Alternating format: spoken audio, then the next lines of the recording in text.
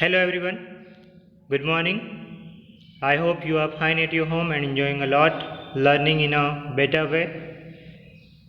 That is why it is the corona time and we have to stay our home. That is why I have started this YouTube channel for you, that I can help to you, that you can learn at your home without any difficulty, same as it is as we were in the class. I am trying to do like that.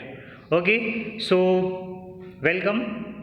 Today we are going to do the second poem of our first flight book written CBSE. The name of the poem is The Fire and Ice. So we have to learn about this poem and we have to know about that what poem giving message to us, what is the message behind the poem. So first of all we have to know about what is mean by fire. So here it is mean by fire, mean by, I am writing here, desire. What? Fire means desire and ice means hatred. What? Hatred.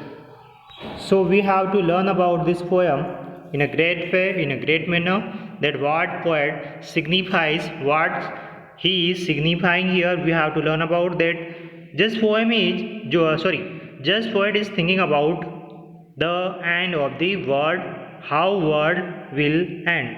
So if we will think about the scientists are saying the world will end in fire. The world will end in fire, मतलब सारी दुनिया में आग लग जाएगी और world क्या हो जाएगा, एंड हो जाएगा. And another reason that is ice. क्या बेटा?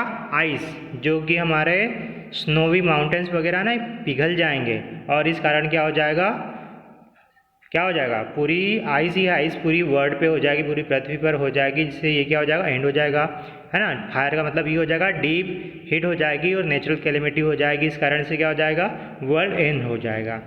But here poet is explaining in his way he is explaining how the world will end. So as I explained you fire, he is saying here the world will end in desire, and either if desire will not be enough to end the world, then what will end?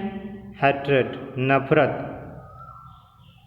Dzire मतलब इच्छाएं बहुत सारी हो जाएगी लोगों की, है ना, बहुत सारी इच्छाएं हो जाएगी, बहुत सारी इच्छाओं की, वो इच्छाओं की पूर्ति नहीं होगी, जिससे क्या होगा, लड़ाइयाँ होगी, दंगे होंगी, लोगों के साथ एक दूसरे के बीच में क्या होगी, मारपीट होगी. ठीक है. आइस का मीनिंग है यहाँ पे कि नफरत इतनी हो जाएगी लोगों के बीच में तो एंड हो जाएगा. ये इस टाइप से है, इस टाइप से होगा. चलिए हम लोग पढ़ते हैं पोएम और समझने की कोशिश करते हैं. Some say the world will end in fire, some say in ice. कुछ लोग कहते हैं कि वर्ड जो एंड होगा वो फायर से हो जाएगा और कुछ बोलते हैं आइस से होगा. From what I have tasted of desire. अब ये इसका जो एक्सपीरियंस बता रहे हैं, पोइट का जो एक्सपीरियंस है डिजायर का, उसके बता रहे हैं. I hold with those who favour fire, कि ये डिजायर, जो लोग डिजायर रखते हैं या फिर किसके, फायर वाला है, तो ये फायर के साथ में जाएगा. इसको ऐसा लग रहा है कि फायर या तो फायर से एंड होगा, है ना, या फिर फायर से बच जाएगा तो डिजायर से एंड होगा.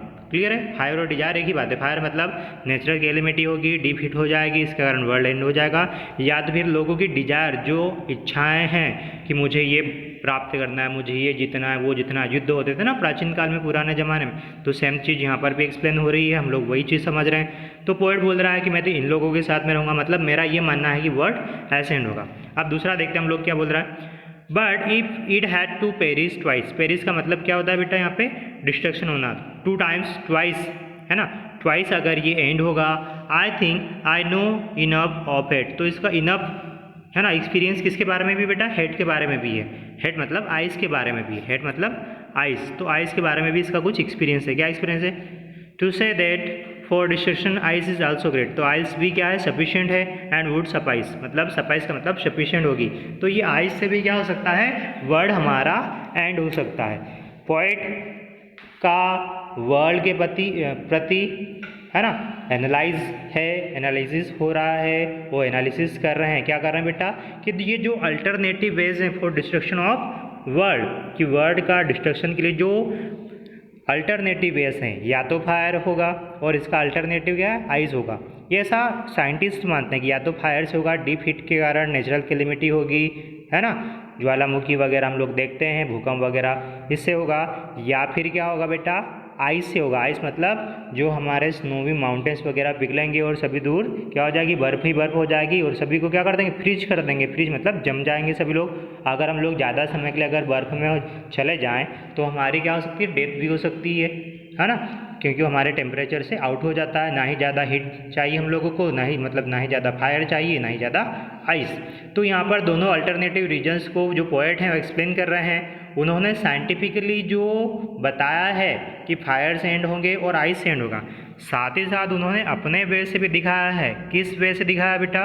फर्स्ट तो ये रहा कि डिजायर से एंड होगा, और दूसरा किससे एंड हो सकता है, हेड से भी एंड हो सकता है। तो डिजायर लोगों की इतनी बढ़ जाएगी, एक समय ऐसा आएगा कि लोग अपनी डिजायर में इतने मशगूल हो जाएंगे, अपने डिजायर को पाने के लिए इतना कुछ करने के लिए तैयार रहेंगे।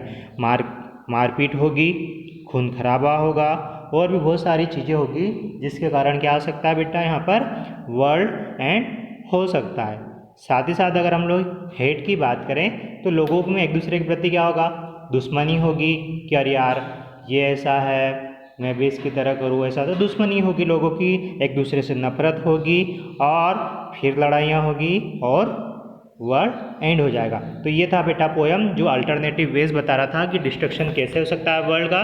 आई होप आप लोगों ने अच्छे से समझा होगा। अगर फिर भी आप लोगों को कोई डाउट्स है तो आप कमेंट्स बॉक्स में कमेंट मेरे लिए लीव कर सकते हैं। Thank you so much, have a nice day.